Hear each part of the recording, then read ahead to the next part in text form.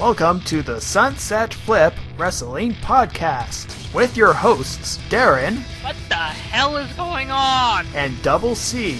I don't know. Covering 5 hours of WWE programming. You think this shit would get stale after a while, but apparently not.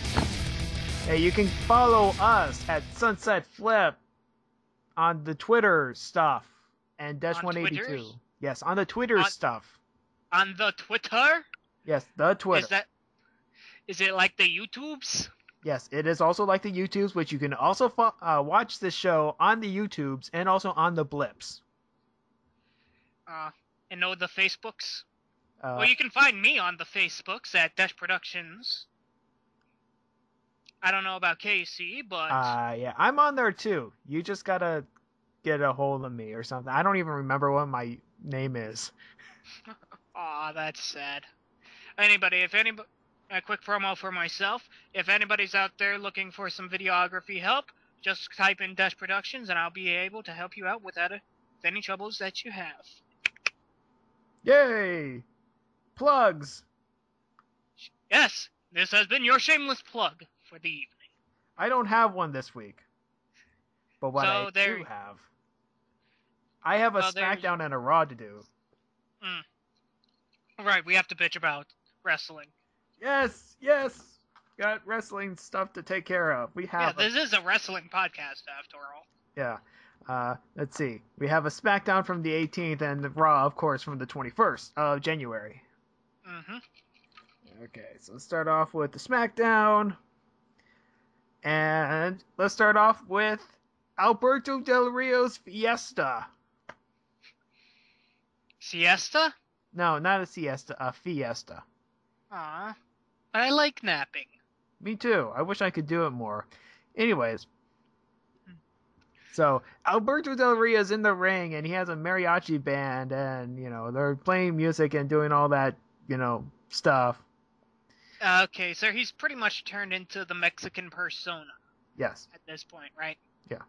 He's gone from aristocratic bully to pretty much just being Mexican, being the standout Mexican. I think, sort of like what Eddie Guerrero used to do when he used to be face.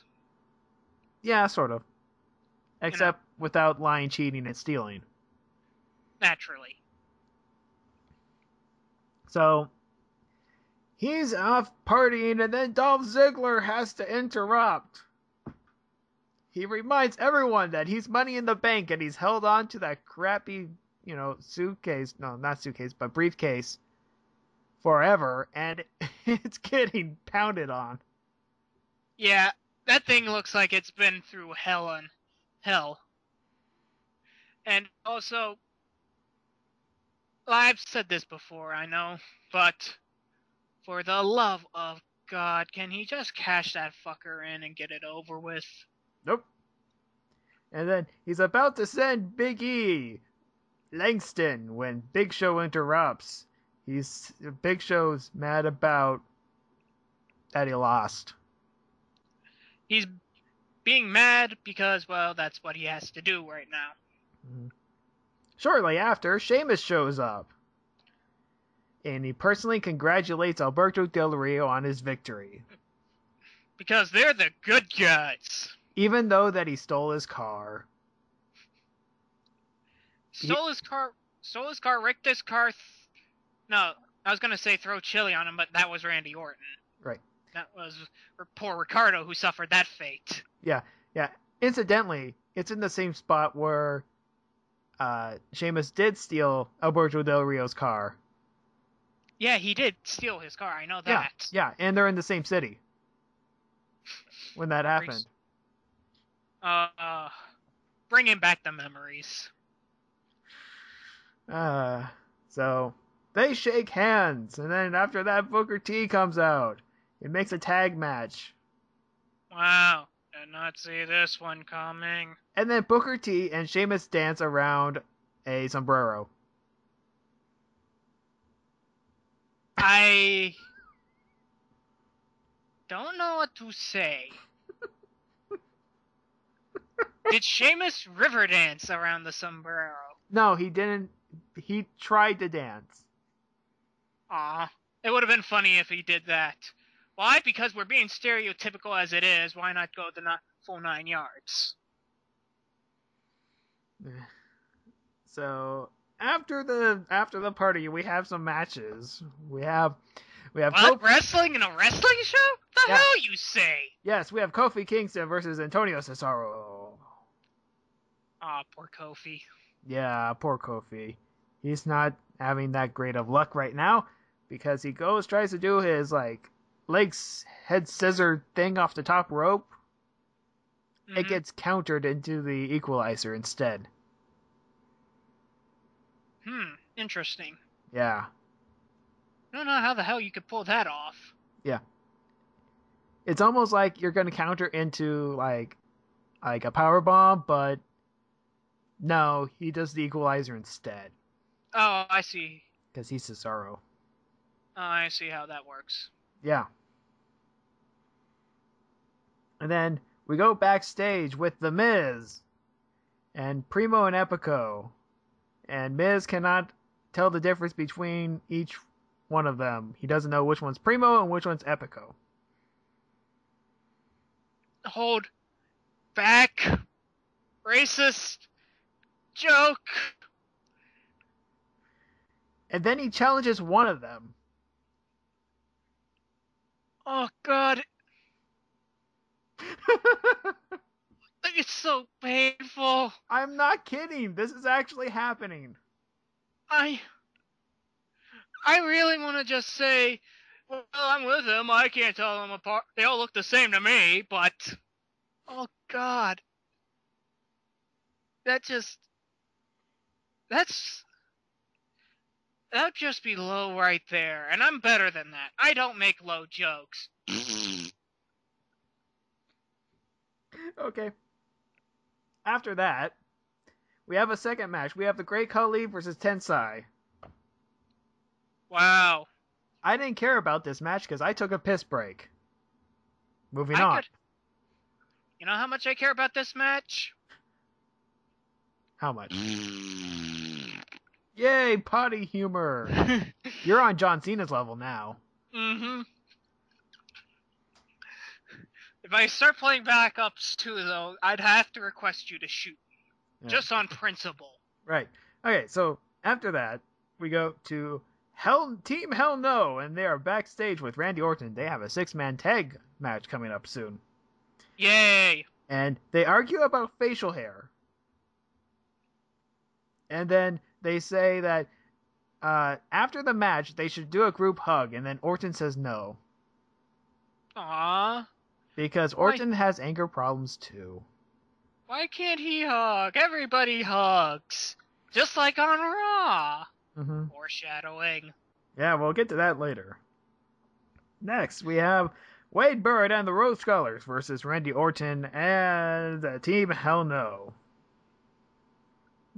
Faces win. And I couldn't honestly see this match to be that interesting. Even though it's a 6-way tag match. Yeah, it really wasn't.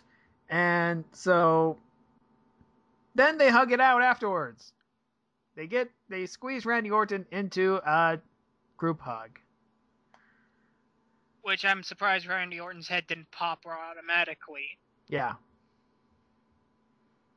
You know, that's the sort of thing that probably turns people heel. Randy Orton shrugs it off and goes to the turnbuckle and does his pose. At least I would be like, that's no fun. Anyways, I honestly think that if this was like old school Randy Orton, he'd just RKO both of them and then punt them in the heads. Yeah, that's what I was thinking was going to happen, but nope. They hug. This is about as disappointing as that other thing that movie that had Randy Orton in it. He didn't punt anybody's head in that either. No. Though he was willing to call the press about it. Yes, he was. Yes. Yes, he was. He was willing to go to the press for being the father of the bully in the movie. He played a bad guy in that one. Yeah, I know. Which is weird because he's supposed to be a good guy. Right. Because all wrestlers have to be a good guy in the movies. Okay. I give up on logic. Moving on. Okay, we have the Miz match versus someone. Turns out it's Primo. And Primo taps to the figure 4, so I guess the Miz is doing the figure 4 now. Yeah, he's been granted by figure 4 power. The figure 4 power is by Ric Flair. If only it was that easy. I'm pretty much seeing Miz elbow dropping his coach in the future. Yeah, probably. It's not gonna look as good. Because only Ric Flair can pull off that much insanity. Mm-hmm. After that, we go backstage with Caitlyn and her Divas title, and all the other Divas are looking at the title. Moving on. I'm supposed to care why? I don't know. 5th match of the night, Caitlyn versus Oksana. Now, I just thought of this, and I was noticing this from, like, I'm gonna sound like a sexist pig here, and I know I'm horrible. I apologize to all my female audience out there. But Caitlyn has an amazing rack.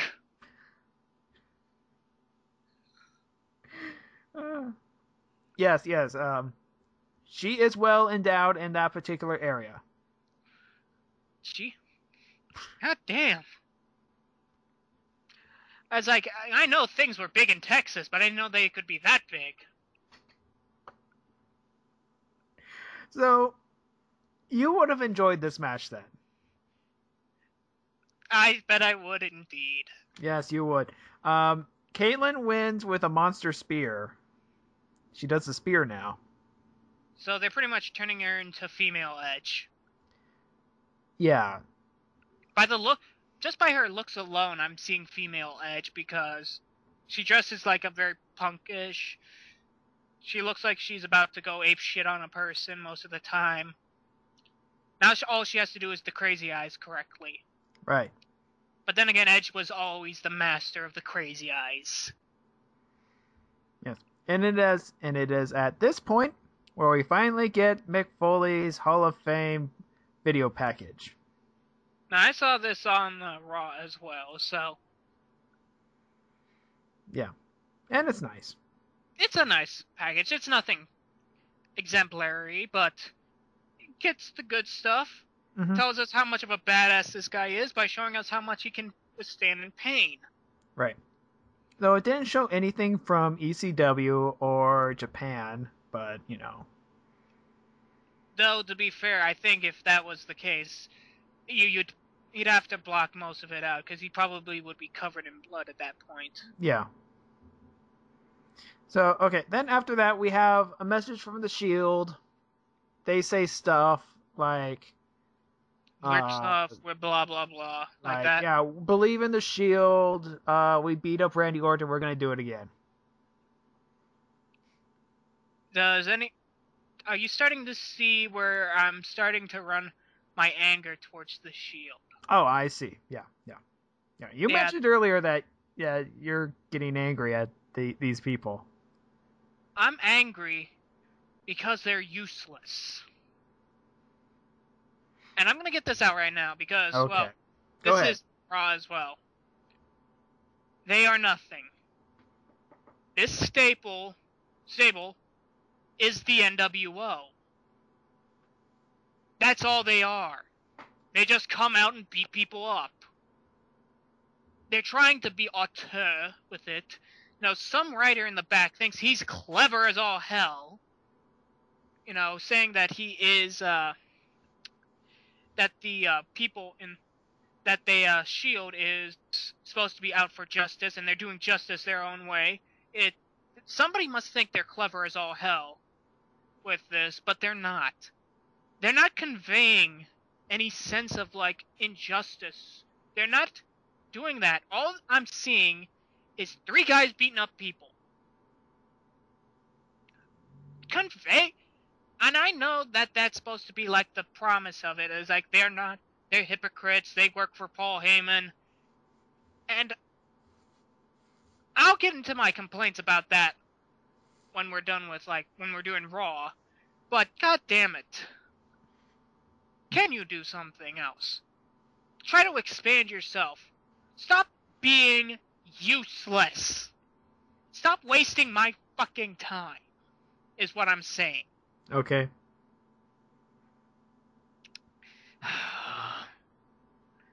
I don't get this staple. I mean, the three-man band, I get that. They're a bunch of morons who think they can play music. Right. I mean, Legion, I got that. I got Evolution. I get the Straight Edge Society. That was a great staple. Hell, I can get Nexus. They were a bunch of The idea, at least with Nexus, was that they were a bunch of young guys who just got into the business and wanted to be on the top automatically. And they were going to beat their way, and they were going to Wolfpack tactics their way through this to make sure that they win. I get that. But the Shield is just beating people up for the sake of beating people up. Just because they say something is wrong. It doesn't say that you're imposing. It doesn't make you a threat. It makes you look like an idiot. I don't know. I have to disagree with you there. I think they are a threat. They're only a threat in the sense that they're unpredictable and it makes no fucking sense. Right. I think we're seeing this from two different worlds here. There's a view of the fan and then view from the back sort of thing. And I still think that they are doing the whole, justice thing from the viewpoint of the back. Rather than... But in the end, if you're not able to convey that message properly to the people in the front, you are failing at telling a proper story. I know. And I know this is professional wrestling, that you're supposed to wrestle in it, and it's not about the story. Well, that's half of the sum of now modern day wrestling is supposed to be about. It's a loose storytelling, soap opera storytelling mixed with violence. Right. Now, that's what it's meant to be. If you can't convey one or the other, it falls apart. Right. Okay. Well, I would say that the Shield did miss the mark, and they should have went after John Cena a lot sooner. I mean, they haven't done that at all, but if they went after John Cena, that would have been fine. Because no, we had to do the whole Dolph Ziggler angle. Right. They kind of have their hands full right now. So it's like they're just there. We don't know what to do with them. At this point, I would have said fucking get rid of them because they're useless. I would pull Vince McMahon and say fuck them. All right. Well, we got a main event to get through. We have The Big Show and Dolph Ziggler versus Alberto Del Rio and Sheamus. Now, in this match, this is like the match from like last week or something. I don't remember because they're all starting to look the same. To where AJ and Big E interfere a little bit, get caught by the referee, get ejected. That part is like the same thing over and over again. Okay. Now, at the end of this match, Alberto Del Rio throws water on the Big Show. Now, last week, they did the bucket spot, but it was confetti. This time it was water. Okay? So Big Show gets pissed off, and he gets counted out. Balloons fall, faces win. However, Big Show was not the legal man in this matchup. Dolph Ziggler was at the time of at the end of the match. However, Dolph Ziggler was also outside the ring, so I guess you can say it was Dolph Ziggler who got counted out. Whatever. So from what it's sounding like, it's portraying it that the Big Show is the reason that they lost. Right. Am I correct on that? Right. But it makes no logical sense that way since Dolph Ziggler was the man in charge. Right. He was the tagged-in guy. Right. Now you could argue that, but you'd have to put it in a way that says like it was Dolph Ziggler's fault for counting it out. Right. However, they if you tried don't to convey that, they you're not tried making a message out of it. They tried to do the whole it got out of control, so ref counts something. However, you make the ref look like a complete fucking incompetent idiot at that point. Well, which, I mean, I'm sick and tired of that excuse as well. I mean, sure, you got to count something, yes, and if things break down, things break down. You know, heat of the moment and all that stuff. However, in this match, it didn't break down all that much. It probably got a little hectic as much as any other wrestling match gets hectic at the end. Yeah. It doesn't seem that overly complicated. No, this one wasn't complicated. It makes the ref look like a giant fucking idiot. I don't know. If you analyze it, yes, but, you know, whatever, it's TV. It may be, but we're analytical bastards, and if we don't keep them on their tails... Foot on the rope. Foot on the rope, naturally. Oh, okay. I gotta tell this story. On a Portland wrestling show, they were doing this tag team tournament for the tag team titles to crown a new champion and all that stuff. Mm-hmm. And Colt Tunes, Piper's kid, was forced into a tag team with someone who he didn't like. And the bad guy pretty much took over the match. You know, he's the team captain and all that stuff. And it was like, oh, he's going to tag in. And he missed the guy. Colt Tunes missed the guy. And he won the match. And then next week, they showed the tapes like, you didn't really tag in. And Colt Tunes was like, yeah, I guess you're right. You know what? You can take our spots. I'm just thinking, what? That's surprisingly honest of you. Which, to be fair, you know, they caught themselves on a mistake. Mm-hmm. They're willing to accept it. Yeah. They're not trying to cover it up and making the bad guy look like a bad guy. Mm-hmm. However, like WWE. Yeah, however, Daivari, you know, has its shenanigans sometimes, but it's not as bad as like WWE or something like that. I mean, Portland wrestling right now is kind of weird in the fact that their storylines consist of this. A guy named Big Ugly is now a face. He used to be a heel. He's chasing Daivari for the title. We have a guy named Thunder who got injured on the first taping and now has to pay $1,000 fine each time he wrestles. And we have... let's see, what else do we have? I don't know. We don't have that much else, but hey, you know what? It's indie stuff.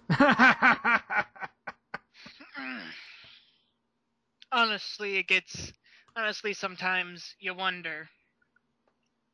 Like, you think the creative consultants there are supposed to help things, but doesn't seem like anything's helping out. Yeah. Anyways, well, here we go. On to the main event. On to Raw. The show starts out with Vicky Guerrero and Paul Heyman, where they complain about The Rock and The Rock concert, and how The Rock is insulting their physical statures. Because he's a bully. Be a star. Exactly. But this also comes off as bullying tactics as well. Mm-hmm. Like, it's not... neither side looks the better for it. I mean, The Rock, sure, he insults them, but so what? It's the fucking Rock. Yeah. You weren't expecting to be insulted. What the hell were you expecting? Yeah. So, Vicky bans The Rock from the arena. We cut to inside the arena with The Rock and police officers. The Rock wants it. However, technically, he's already in the arena. Whatever.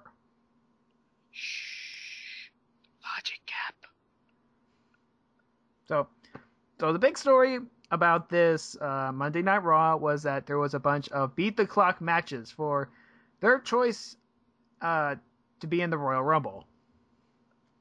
This is nothing new. Yeah. This has been done before, but this being like the send off to Royal Rumble, I expect as much. Right. I actually like the beat the clock challenge shows. I don't mind it. It makes sense. It makes logical sense. Yeah. And it's one of those times where, wow, okay. I guess people are kind of nervous at the same time because if they try to do a close finish, sometimes it doesn't work out. And then they have to roll with it. Yep. But first, the first Beat the Clock challenge match, Antonio Cesaro versus Randy Orton. And this was actually a decent match, in my opinion. It was. A long They went match. back. Yeah, it was a long match. It was 11 minutes, which, to be fair, is about the average amount a match should be, in my opinion. But, none of them, it wasn't one-sided. Right. Which is a positive, in my opinion.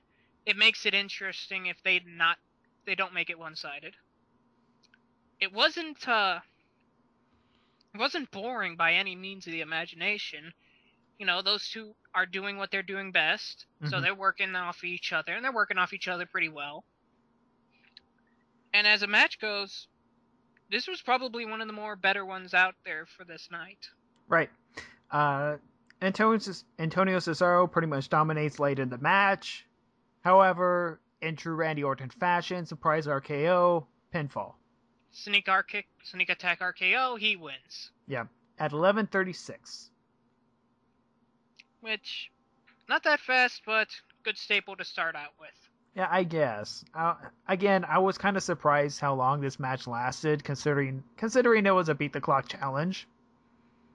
Well, first matches are always going to be long. Right. Well, I mean, I was expecting like a 6-minute match because, if you look back at all the other ones, I don't mind it because it may have felt longer because of a beat the clock match, but that's about the same amount of time I want a match to be lengthwise, is about 10 minutes long. Okay, and then after that we have a Shield promo, which didn't really say much. Repeat what I said before. We also had the Hall of Fame Mick Foley thing. We've already covered that. What I said before. Match number 2, Big Show versus Zack Ryder. Oh, God. I don't know what the fuck happened in this. By the way, Brad Maddox on commentary. For about 5 seconds. It gets fucking swept up. Big Show does a knockout punch. Match is over. Zack Ryder dies from this. Big Show then says that the rematch at Royal Rumble is also going to be a last man standing match. And he starts counting. The crowd says what to him. And he leaves early. Takes his ball and goes home. He pretty much just flips out on the crowd and says, don't want me, fuck you guys, I'm out of here. Yep. But I couldn't even watch this match as a squash match because the whiplash of Brad Maddox being out there ruined this. Even for a squash match, that's impressive. Yeah. So, after that, we go backstage with Paul Heyman, and Brad Maddox shows up. Oh, quick question, though. Yeah. Who the fuck is Paul Heyman talking to on that other side?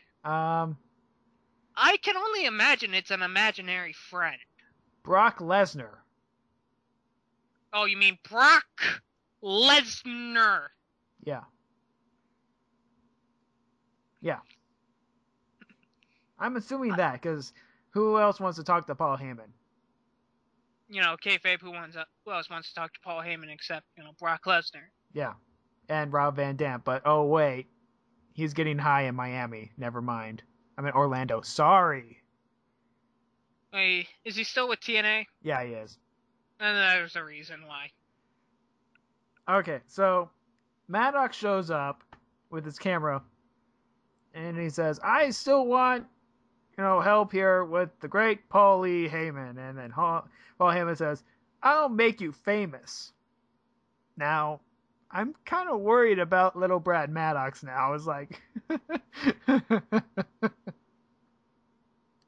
if someone comes up to you and says, "I'll make you famous," that's not a good thing. Also point out the fact that this seems like a bit of an emotional whiplash from last week, where he told him to get the fuck out of his face. Yeah. Yeah, this whole show's all over the place. Which means one thing. We're gonna find Brad Maddox in the back of the dumpster. Yeah. Or he goes one-on-one with The Undertaker. I don't know. Probably that as well. You pretty much die when you go up against The Undertaker anyways. Yeah. Yeah. Just ask Muhammad Hassan. Or, Paul Bearer. Yeah. But then again, he gets better. Yeah, he gets better. He was encased in a block of concrete, but he got better. You know... I still don't know how he did that.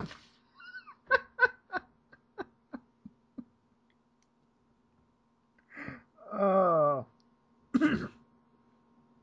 So, up next, we have Ryback versus Heath Slater. Woo! Heath Slater gets his ass whipped. Yeah, Ryback, he gets on the mic. He wants to say something. I forget what he says. He says something. It's pretty much standard. Feed me more! Speak. Okay, that's what I thought. It's nothing It is literally nothing interesting. Mm-hmm. So after that, we have The Rock. He's still outside, sort of. He's inside. And he talks to the police officers how they're supposed to serve and protect the people, and he's the people's champion, da-da-da-da-da-da-da. He has an idea. No, he's trying to swindle his way in. Yeah. Other bit of news, Raw Roulette is next week. Looking forward to that. That's always nice to see. Even though the wheel is totally rigged, I don't care. It is totally rigged, but sometimes it's always nice to see that. Like that one time when Edge spun the wheel and kept on spinning for the entire commercial break. He just looked at us like, what's going on? This wheel is amazing. It must be made out of magic. Yeah. Yes, it is. Cheating magic. Yeah. So, up next, we have CM Punk. He addresses the WWE Universe. And probably the creepiest promo I have ever seen. Yeah, pretty much he's holding on to that thing. He's become Gollum at this point. I mean, I felt weird watching this. He's like, he's talking to me. I don't like this. Get him away. Get away. He's talking to my soul. And I don't like it at all. And then at the same time, he's like, oh man, this is awesome. He's, this angle that they're giving him is a really stupid angle. And I know that and I hate it, honestly, because I don't like it. The idea is, Punk is being so protective. He's becoming worse and worse of a wrestler because of it. Thinks, he deserves better because he is it. He's going into, godlike territories when he's not as good as a wrestler as he used to be. I know that. That's pretty much what they're going with from this angle. But, goddammit, the man can't sell. Oh, yeah. So, he says God bless him for being as awesome as he was. But, at the same time, I hate the writers for putting him in such a stupid situation. I like the idea of him being a renegade. I like the idea of him being renegade, doing it for himself. That's perfectly fine. Yeah. But I'm getting bored with him being the WWE champion. there's a reason why we don't do the 486 days. Yeah, I know. I see it, yeah. After a while, it just gets dull, and you gotta keep your people entertained, and they're not gonna be entertained 486 days. They're not gonna be entertained with the 1,800 days. Mm-hmm. So, I gotta cover what he actually says. He says that he's here to be the champion. He chose honest arrogance. He earned the right, and that the people don't matter. Pretty much, that's what everything he says. Yeah. It's pretty much a tread of a few weeks ago where he says, "Doing this because of me, not for you assholes." Right. But again, the way he said it is like, oh, it's creepy punk. Okay. Oh, God bless the man for pulling off creepy well.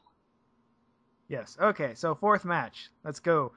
Beat the Clock Challenge. Dolph Ziggler versus The Miz. Well, I did not like this match. The Miz tries to work the leg because he's Ric Flair now. This match was one-sided as all hell. Yeah. And then I also I went blind for a second. I'm with you on that one. Oh yeah, now I remember, because there was a full moon on display and at San Jose. Exactly. And it was Dolph Ziggler's pasty white ass that we saw. It's almost like it was another Ric Flair match. Seeing how far Ric Flair has been stripped down to like his skivvies and such, yeah. No, I mean, like, every time he shows up at a live event, non-televised, the full moon is always full. I mean, the moon is always full at a live event. Always. I'm surprised they were able to get away with that, because we didn't just see like the tip of his ass. We got a full ass saw. You got the whole thing. And it was pasty and white, and it looked disgusting. You know, like I said before, tan that shit, man. 5 minutes on a man's ass. Okay. Good lord. Totally gonna put that in the promo on the intro or something. I'm gonna find that. That's gonna be on the intro. What? 5 minutes on a man's ass, or tan that shit? Both. Okay. So, Big E distracts somewhat. Zigzag at 10:56. So, Dolph Ziggler is in the lead. Yeah, pretty much. It's him in the lead. He gets it. Blah blah blah. Okay. I did not like this match. Besides the full moon aside, this was a one-way match, and it was boring. Good lord, was this match boring. Okay. That's all I have to say. Okay. Okay, up next is the anger management graduation. Oh, this was a crowning moment of silly, ridiculous, yet awesome. Yeah, it was. Couple things to note. There was a Dr. Shelby chant.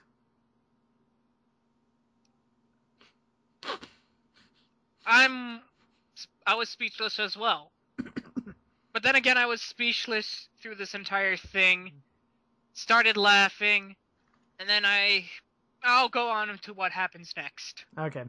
Yeah, they go... They say things, and then they want everyone to hug, and people start hugging. It pretty much goes, who's going to be the valedictorian?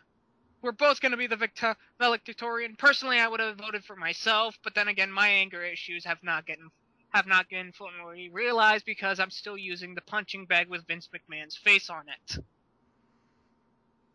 Yeah, so the ring announcers, they hug, the trainers hug, people in the crowd hug, the fat guy and the guy with the mustache, they hug.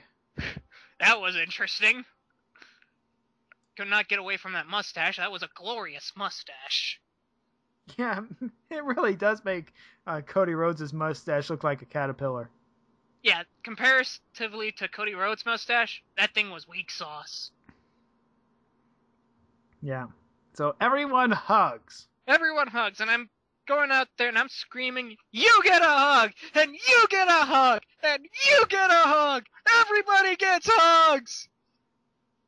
And I turn onto Twitter, and everybody is putting a picture of themselves just staring wide-eye at this situation.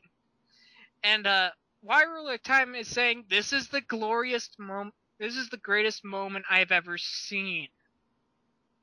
And I'm with him. It doesn't make sense, and yet it does. It makes no sense, but it is glorious. I will accept it just on the pure ridiculous factor. Where it goes into apeshit crazy mode. Mm-hmm.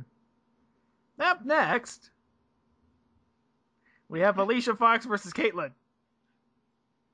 After a while, after that incident, we're gonna need something that really sucks. Yeah. Spear and done. Woo! Nothing interesting. Look at Caitlyn. She's hot. Yeah. Okay, yeah. Spear and done. Punk and Heyman backstage. Paul Heyman is going to give out a Paul bomb. Yeah. And at that point, I yell at the screen for the bad pun. I would throw something at it, but it was the flat screen, so I'm not doing that. Mm-hmm. So, here we go. Heyman's in the ring. He translates for the dumb people out there. And at that point, I am screaming, "Fuck you" to them. Fuck you to them. Basically what he's saying is that Vince is so desperate to find someone to beat Punk because Punk is invincible that they had to go get The Rock. Yeah, that's Basically what he's saying, but this is just pandering. This is pandering to the greatest degree. Mm-hmm. This is just saying, I'm evil, and I'm gonna make sure you know it. Yep. And so, yeah. It's utterly ridiculous. And when he said that, I just said, "Oh, fuck you. You're preaching for the lowest common price. You're not even trying. This is lame beyond lame standards." Okay. And then, this is supposed to be fucking Paul Heyman. Who's Well, supposed to be the biggest Weasley guy in the world, and he's supposed to be a wrestling genius, but he's doing something so stupid. Right. Well, he didn't say that much because The Rock interrupts. Pulling out a ticket. Yes, a ticket. How that gets you into the ring, I have no clue. Yeah, it's not a backstage pass. It was a ticket. Now, if The Rock came down, from like the outer, if he went into the crowd with his that would music, have made more sense to me. Yeah, that would have made sense. It's like, no, I got a ticket. I get to go backstage. Okay. Well, sure. I'm trying to make like logical reasonings for this. Yeah. But I got nothing. Mm-hmm. The only illogical way I could come up with this is like he somehow gotten to like the audience and then was able to get backstage because he was The Rock. Right. Like he was able to talk his way into the back. Okay. So, and then he says, "Punk, this is the last Raw that you have as champion, da da da da da." And then he goes Martin Luther King on everyone. Yeah, pretty much goes Martin Luther King because it's Martin Luther King Day, whatever. Yep. And then the lights go out. Dong. And, no dong. No dong, but No dong. At that point I'm like, God fucking damn it. Shield beat down. And admittedly, this was kind of brutal when you see the aftermath. Yeah. Because The Rock is spitting out blood. Yeah. But like most things Shield related, it is stupid. I don't know. It makes... Because you're being so blatant. It was so blatantly that this was going to happen. Yeah. It was so blatant that I'm angry at it. Yeah, but think about this. Okay, so if you remember, if you remember back at Survivor Series, not of last year but the year before, where Rock and Cena were doing their tag match. Mm-hmm. If you notice that The Rock was protected fairly heavily. He didn't do much stuff. He didn't take very many bumps. Even during his WrestleMania match, he didn't take very many bumps. He was still very protected. In this incident, he took a power bomb. That takes some risk right there. All right. Like, it's good that he's taking risks and all of that. And I know that's a part of it. But god damn it. Did we have to convey that through this way? Because, yes, we all know that Paul Heyman is running the Shield. I figured out your game 3 months from today. 3 months ago, I figured out your game and I was so proud of myself. And at this point, I'm sick of it. okay. I am totally, utterly, and without any remorse, tired of this angle. I do not like the Shield because they're useless. And they're only the NWO, but with different objectives, quote unquote. And I'm sick of the fact that Paul Heyman is dancing around the issue that he's not in control of it. Because it's so blatant that he is. You might as well just put a sign over your head. And I know that at this point. I figured it out a long time ago. Anybody with 2 brain fucking cells could figure it out by now. Did we honestly have to go with this angle for the longest time? And still, they still deny it. Like Paul denying Jesus. They keep on denying. For the record, Paul Heyman is Jewish.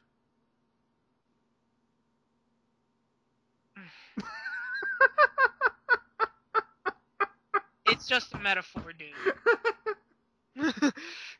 Way to ruin my tangent. But, it doesn't matter. I don't give a shit about the whole Jewish thing. I'm not here about religion. I'm here about wrestling. I'm here about the storyline, dude. Yeah. Okay. So.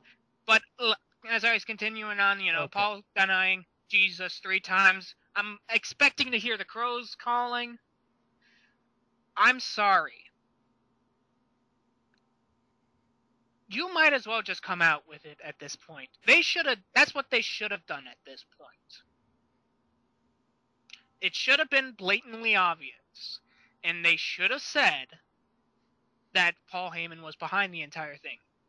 And what should have happened was it was causing a schism between him and Punk that would lead to Punk being alone during this Rock match. And the idea is with that without Paul Heyman, Punk loses because of this. That's logically what should happen. It should be a big, great, numerous downfall. But it's not coming off like that. This angle is ruined by the fact of denial. By the fact they weren't building it properly. By the fact that they weren't letting out slips. What Brad Maddox should be doing, it should be hinting at. Brad Maddox has been doing this. He's been hinting whenever he's getting around Paul Heyman. I know what it's like, and he's giving like small hints. Well, small hints to like the normal people, to people who are geniuses like me. It's pretty much bashing you over the head with like, I know what you did. You lied about it. Why isn't Vince McMahon going to Brad Maddox? Why isn't he saying, look, I'll give you a contract. Tell me what Paul Heyman is doing. It makes everybody look incompetent. And it makes the writers look like idiots. because you don't know how to make a story. You're making wastefulness. Okay. And as I said before, this is a wrestling show. Yes, I get that. But you gotta build it still. It's about proper build-up and proper send-off. And you failed at building correctly. I'm done. Okay. Next up, Beat the Clock Challenge with Sheamus and Wade Barrett, where they beat each other up. This was decent. This was actually a decent match because it looked pretty brutal. Yeah, this actually makes sense for the whole Beat the Clock Challenge because the whole thing, I mean, what it was originally supposed to be was have two opponents that they had trouble beating each other, and then have them try to beat the clock as well. Mm-hmm. This follows in that format. And that actually works pretty well because this actually built like really good tension. Mm-hmm. And at the same time, I kept on saying, you shouldn't, you're wasting time. Get on them. Get on them. There's a time limit, dude. There's a time limit. They should have been a lot faster in this match. They should have been a lot faster. They should have been going for their finishers quicker. Mm-hmm. Well, that's the only problem I had with the match, plus the ending. Well, and I'll get into what that. The ending, it makes sense for me. It makes sense, but it's still. I'll go into why it's stupid, why there's some stupidity to it. Okay, so Dolph Ziggler and the crew, come out to the ring, and then AJ slides into the ring and then distracts Sheamus for a second, and then gets out of the ring. And then Ziggler I'm gonna stop you right here. Okay. I'll stop you right here simply while you're explaining that. AJ runs into the ring, goes right in front of the ref. Mm-hmm. The ref is going, "What are you doing?" Once again, the refs look like idiots. Right. However, because this is supposed to be a sports show, or at least it's pretending to be. You have to make sure that this conveys that properly. Mm-hmm. And what you guys failed at is that the ref is a smarter person. Just because you distract the ref doesn't mean that the ref should not be able to do stop the clock, get them the fuck out, okay, restart the clock. That's what a person in a normal sport would have done. Once again, the refs look like idiots. If I can point that out, and I know that this is not supposed to be like a real sports, it's supposed to be sports entertainment, mm-hmm. but you have to still convey some sense that there is some sport to it, that there are rules involved, and that the ref is not just some nameless jackass in the middle of it. You gotta think a little bit. Okay, so, anyways. So, Dolph Ziggler ends up winning the challenge. Okay, I get that. Yeah. I get why they did that. They wanted Dolph Ziggler to win the challenge, so he interfered. Fine enough. Right. They couldn't have done it any other way. It could have been like, AJ walks up onto the top ring, or AJ just gets up there, the ref gets distracted in some form of a manner, while Big E smacks both of the guys down, and they try to get up, fail to do so in the time allotted. They don't get counted out, but they're so dizzy and buzzed from it that they fail miserably. You could have done something like that. You could have done something like that where the ref gets distracted in that manner. Not that, AJ flying into the ring and getting right up in the ref's face. Like they did. Right. But, I mean, sure, I can argue, it's like, oh, let's put some more time on the clock if there was a pinfall going on at the same time. There wasn't.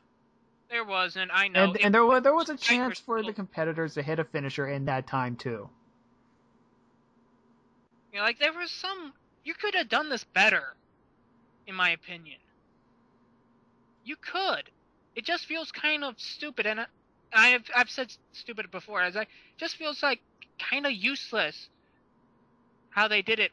How they did it. You know, you could have done it some other way. You could have planned it a little bit better. Mm-hmm. All right, so Ziggler is the winner, and then he goes to Vicky Guerrero's office to gloat about it. Bad And move. you know, I'm looking at Dolph, and you know, I want to punch him right in the face because he's doing such a good stop being a little dick about it. Mm-hmm. So, you know, tops on him for being a good heel. Yeah, and then Vicky goes, yeah, you can choose your number as long as it's 1 or 2. What, abuse of power? Unheard of. Yeah. So I'm pretty sure that was not a. I'm pretty sure you'd have to make that like a big stipulation of like who's going to be the first guy in for right. the clock. Yeah. I'm sure you can't pull it off like in the middle. Once again, like there's no structure to it. Make a little bit of a structure. Show me some bones in this meat. Yeah, well, it's one of those things. Woman scorn, da da da da da. I know, but yes, and it makes I know we're still trying to make Vicky a heel, which I don't know what the fuck we're doing with Vicky at this point. She's supposed to be a heel, but she's siding against the heels as well, Right. which I get in a way because it's against Dolph Ziggler. I get that part, but still, it's abuse of. It still looks like an abuse of power, which I guess is what they're trying to go with. That she's abusing her power just to get her own advantages. Mm-hmm. And I guess Yep. that works. I guess that works as like heel staples go, because it does make you hate them a little more. Okay. But honestly, I'd like it better if it was like I think it would work better if it literally was Paul Heyman in there, and he was like underhandingly do things. That makes it more insidious, in my opinion. All right. So next we go backstage again with Paul Heyman, CM Punk, and then Vince shows up. Vince goes, "If the Shield interferes, Punk will be stripped of the title." That's my Vince impression. No, you're not doing it right. You got to get a little more growly in the voice. It needs work. Like, you got to get it right. Like, you're fired. But I'm upset at this as well because we have gone to that length. We have gone to such ridiculous degrees that we have to literally do something ridiculous in return to stop the ridiculousness. Yeah. It shows how this angle does not work. It shows that you're going silly, and the only way to stop it is more silliness. Okay. You gotta build your story a little bit better. Yeah. Okay, so after that we have our main event. At least I think it was, because it wasn't advertised in the show at all. There's no main event in this show. Alberto Del Rio versus Tensai. Yeah. This was a squash match. Yeah. And when the hell did Alberto Del Rio turn into the Spanish Daniel Bryan? Because everybody's just going, see! The day after WrestleMania. Okay. There was a segment with Del Rio, and everyone was saying see. Because everyone was saying yes throughout the entire show. That was a good Raw. It was a good Raw, but... This not so much. Yeah, this was okay. So, Alberto Del Rio misses the moonsault, but ends up winning anyway. Yeah, he fucking botched that like nobody's business. And then he counts in Spanish. Yep. I honestly feel like I've been on a children's program this entire time. Mm-hmm. Or at least this doesn't feel like it's being written by adults. It feels like it's being written by a 5-year-old. This entire show has been written by a 5-year-old. That makes logical sense. Okay, and then we have the second Hall of Fame inductee, Bob Backlund. Which honestly, I thought he would have been in the Hall of Fame already. Yeah, I thought he was already in, but I guess not. Which, yeah, he's done amazing stuff. I know he's like on the list of like top 100 best wrestlers of all time. Mm-hmm. But you know what? Better late than never. Yeah. Still waiting. Yeah. Okay, so here we go. The big moment of the night. The stuff that was actually, hyped throughout the entire show. John Cena addresses the WWE Universe on the Royal Rumble. Oh, God, this was terrible. Okay, now I have to rant about this. You ranted about plenty this show. Okay, but one more thing I'm going to rant about. Okay. Mind if I do this? Okay, go ahead. This was my problem with TNA. And this is a problem I have with Raw sometimes. When the biggest selling point is not a match, it's somebody talking, you've done something wrong. Unless if it's The Rock. Naturally. No, I think The Rock has earned it at this point. But still, it's at least promoting to something else. This is just... I know it was promoting to the Royal Rumble, but goddamn, could they have done it any other way? Okay, so yeah. John Cena talks about Sundays. At this point, I'm going, get on with it. I'm here going like, what the fuck is he talking about? It's like, yeah, and I at know. the other point, I'm wondering, what the hell is he talking about? And at the third point, I'm wondering, what the fuck is he talking about? Sorry to interrupt your case. I'm like, yeah, I know. Sunday, Royal Rumble, he wants to win it. Okay. After talking about other people's lives on Sunday for about 10 minutes. As well as painting an interesting picture of what he does some other Sundays. He says that he's going to win the Royal Rumble. There you go. One sentence, 10 minutes. John Cena. Great acting by John Cena. No, I just love how they fucking he went on like other guys doing like the whole blow up doll thing, find one missing, which paints an interesting picture about John Cena. And I got a fucking party at his house sometime. So after that, it also proves one thing. John Cena has horrible taste in video games. Yeah, Call of Duty, come on, man. Alright, I'm done. Okay, so anyways, yeah. Then Sheamus interrupts. He says he's going to win the Royal Rumble. Then the Primetime Players show, for some reason, they say they're going to win the Royal Rumble. Randy Orton interrupts. He says that he's going to win the Royal Rumble. The Miz, Team Hell No, Antonio Cesaro, and three-man band all interrupt each other. Everyone has a mic. There's 12 mics in this segment. At least. I counted 12 mics. Jesus Christ. 12 mics. And then everybody else comes out after that, and then everybody fights. It's the Royal Rumble. It's pretty much previewing the Royal Rumble. I'm pretty sure they did this last year as well. Not to this fashion. I mean, sure. This is the type of thing that you do at the beginning. You say, I'm going to win the Royal Rumble. Somebody else says, no, I'm going to win the Royal Rumble. It's not the Royal Rumble. And then you make a tag match. By the way, that happened on SmackDown last week. 2 weeks ago, actually. I'm sorry. Still, we're pointing out the flaws. You could have done this earlier. Oh. And then you make the Rock thing with him. The Rock thing with him, as well as like the CM Punk thing. You could have made that last. Yeah. And made a bigger impression on us. Yeah. Well, anyways. That would have been actually a decent send-off. Yeah. So, that's going to be the Royal Rumble. Now we can get to predictions very quickly, because we are running out of time. Okay. So, we all know what's going to happen in the WWE title match, right? What, Rock winning? Yeah.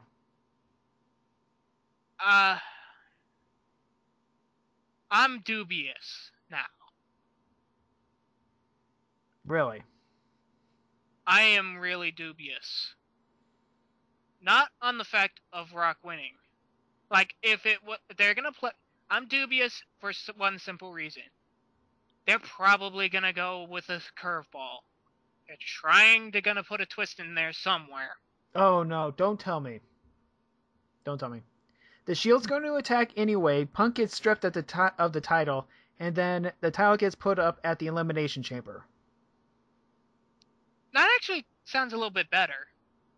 My idea was that they were going to do the Shield interrupts, Punk wins. But if the Shield interrupts, Punk's going to be stripped. If somehow Punk retains the title by getting out or something. I don't know. He does the same thing like he did last year. Well, it's either Rock winning or that other thing happening. I honestly don't want the Shield to interrupt. Because there's one thing that bugs me. Is that if Punk retains and then loses it at the Elimination Chamber, because The Rock is also supposed to be in that. Yeah, The Rock is supposed to be in the Elimination Chamber. So we've wasted the Royal Rumble, is what you're saying. Could. However, if The Rock is champion, he defends it in the Elimination Chamber, same thing happens. I could live with that a little bit better. Yeah. But, honestly, if I'd have to go with honest predictions, it's going to be The Rock winning. Why? Because, like I've said before, 487 days, or how long Punk has held the title, is too long in this industry nowadays. Mm-hmm. Sure, 6 years was probably fine back in the 50s. Probably back in the 70s it was fine. But not in modern day, where things happen a little bit faster, where you have a show every week. People are going to get sick and tired of it. You're trying to make audiences care about this show. You gotta strip. I'm sorry, Punk, but there's no other way. You must lose. Your character must lose. Okay. That's the only way to make this go back. All right. Or at least... Okay. Sorry, Casey. And I was going to move on to the next title. Oh, Big Show versus Alberto Del Rio? Yeah, last man standing. I'm going to say Alberto retains simply because I think they're going something good here, and the people seem to like him. Mm-hmm. So they might put him on that. Right. I don't know. There might even be a cash-in attempt. There might. Because it's last man standing, that's a pretty hard match, I think that would work out, probably, if they finally pull that off. And then get rid of that fucking title. And then, finally, we have the Royal Rumble match. I say John Cena. Yeah. As far as the top contenders are concerned, John Cena seems to have the strongest storyline. However, they've done curveballs in the past. I say Cena simply because, well, he's had a shit year last year. He's gotten away with no title. I honestly think that they should put the title back on him just because it's probably going to be better for business. And I know that's a horrible thing to say. That's a horrible thing to say. It is a horrible thing to say as a wrestling fan goes. But as a business sense, John Cena's still your top guy. He's had a horrible year last year, but he's making it up for it this year, having a good year. Yeah. Now, I'm still going with the prediction that he's going to be facing off against Rock in WrestleMania for the WWE title. That would make this go into a simple flow of how things turn out, in my opinion. Mm-hmm. I think that honestly is how it's going to go. Because that seems like the logical progress of things. Yeah. Now, I hope to dear God that there are a few curveballs, but nothing so out there that it gets ridiculous. I still want matches to be good. And you can have a good John Cena match. It's been done in the past. He's not a great wrestler, but you give him somebody he can work with, you can still have a good match.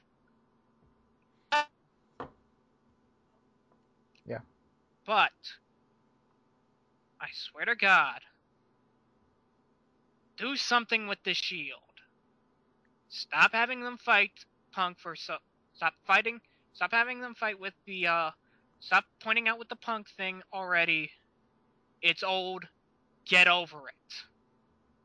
Okay. That's my psychic interpretation. Okay, your psychic interpretation says that next week we'll have a big show, big show, because we'll be doing a Raw, SmackDown, and the pay-per-view, and we start the road to WrestleMania 29? 29, yeah. Yeah, 29. Which actually makes a logical sense of why Rock should get the title. This would make a great story for WrestleMania. Yeah. With like him feuding with John Cena. Right. Okay, so yeah, that's that next week. We just covered this week. We'll see you next week on the Sunset Flip Wrestling. I think I've driven Casey crazy.